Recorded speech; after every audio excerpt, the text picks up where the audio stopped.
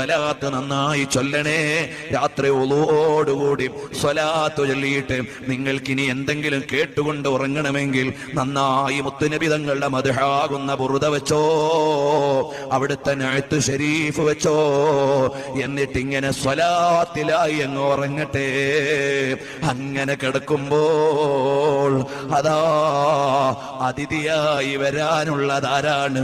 എന്തൊരാനന്ദമാണ്, എന്തൊരു സുഗന്ധമാണ്, എന്തൊരു സൗന്ദര്യമാണ്, എന്തൊരാനന്ദമാണ്.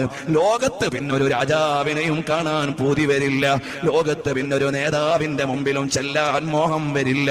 അങ്ങനെയുള്ള തികവിന്റെ നേതാവായ, സമ്പൂർണതയുടെ നേതാവായ മുഹമ്മദുർ റസൂലുള്ളാഹ് സ്വല്ലല്ലാഹു അലൈഹി വസല്ലം തങ്ങളെ കണ്ടുകൊണ്ട് അവിടുത്തെ മദീനയെ ആസ്വദിച്ചുകൊണ്ട് നമുക്കൊന്ന് കിടക്കണം, നമുക്കൊന്ന് ഉറങ്ങണം, നമുക്കൊന്ന് ഉണരണം.